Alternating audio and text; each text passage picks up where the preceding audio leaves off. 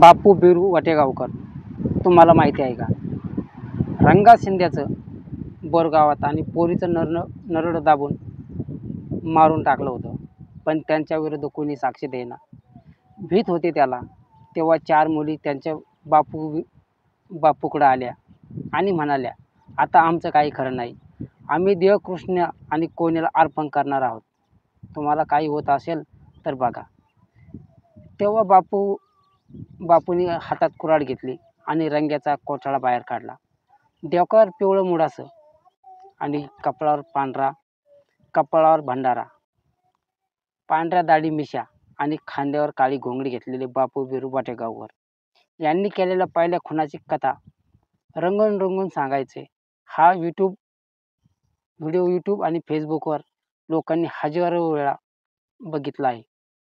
पण त्यांच्या मृत्यूनंतर हे व्हिडिओ पुन्हा पाहिले गेले होते. कोणी आता त्यांना आदरयुक्त प्रेमाने बापू म्हणून हाक मारायचे, कोणी त्यांना ढाण्या म्हणायचं, तर कोणी रॉबिन हुड. सुमारे 100 वर्षाचं आयुष्य जगलेल्या या सांगलीतल्या अट्टल गुन्हेगारांचं लोक चक्क पाया पडायचे आणि भीमा कोरेगावच्या तरुण त्यांच्याबरोबर सेल्फी घ्यायचे. गावोगावी त्यांना प्रवचनासाठी बोलायचे. बापू बिरू वाटेगावकरांची कथा जितकी रंजक आहे तितकी थक्क करणारी आहे.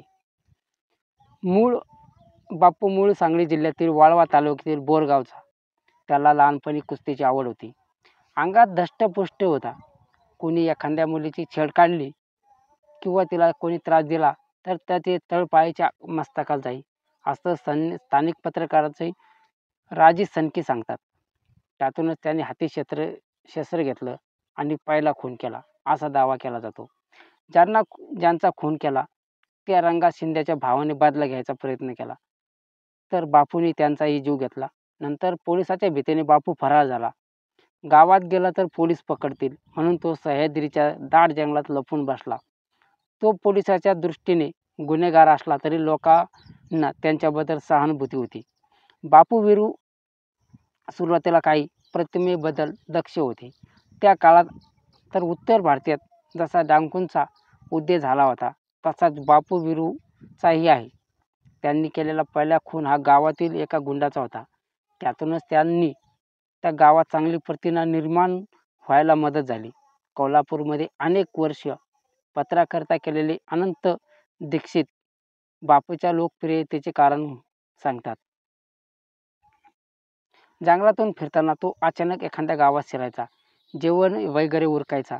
पोलिसांना कळण्याच्या आत तो पुन्हा जंगलात गेलेला असायचा. असा त्याने पोलिसांना जवळपास 25 वर्षे गुंगार दिला. गावात गेल्यावर तो तंटे सोडायचा आणि महिलांना मदत करायचा असा दावा केला जातो. पाहता त्याची टोळी तयार झाली. तो टोळीचा एक सुखदेव गवळी होता. त्याचबरोबर आम्ही 15 ते 16 तरुण नेहमी असायचो.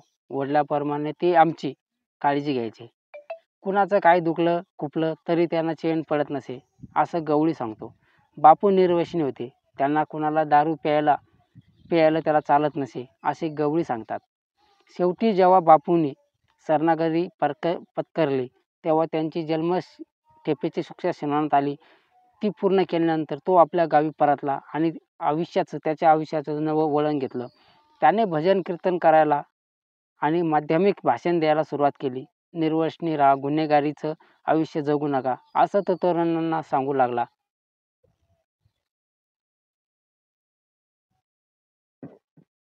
शिक्षा भोगून झाल्यावर तो स्वतःची प्रतिमा सुधारण्यासाठी वाटेगावकरांनी खूप प्रयत्न केले. पण त्या आधीची परिस्थिती विचार केला तर कायद्याच्या दृष्टीने गुन्हेगारच होते असं माजी पोलीस उप-अधीक्षक भीमराव चाचे बीबीसीला सांगतात. बापूला पकडणाऱ्या टीममध्ये चाचे होते. पवाडे आणि सिनेमा. सांगली सातारा जिल्ह्यातील भागातील अनेक लोकशाहीरांनी त्यांचे पवाडे आणि कविता रचल्या. जत्रामध्ये होणाऱ्या तमाशातही त्यांच्या कथा सांगितल्या जात असत. बापूंच्या जीवनावर आधारित रामचंद्र बनसोडे यांनी लिहिलेले कळंबा जेलचे कैदी हे लोकनाट्य त्यावेळी खूप गाजलं होतं.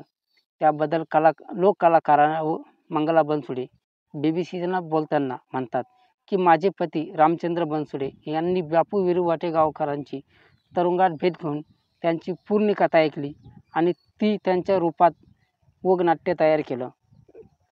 त्या म्हणतात, आम्ही नेहमीच सत्य घटनावर आणि आधारित वगनाट्य सादर करत असतो. या प्रकरणाला ग्रामीण भागात खूप मागणी आहे. त्यातूनच माझ्या पतीने बापू विरेगाव वाटेगावकर यांच्या नाटक लिहावं अशी कल्पना सुचली. जेव्हा हे वग तयार सादर केला त्यावेळी प्रेक्षकांनी त्याला भरभरून प्रतिसाद दिला. आमच्या कार्यक्रमाला 5,000 ते 6,000 लोक जमत असत. तर सर्व टाळ्या आणि शिट्ट्याने या वगाला दाद द्यायचे. बापूच्या आयुष्यावर आधारित बापू वीर वाटेगावकर हा चित्रपट येऊन गेला. या चित्रपटात मिलिंद गुणाजी यांनी बापूची भूमिका साकारली आहे.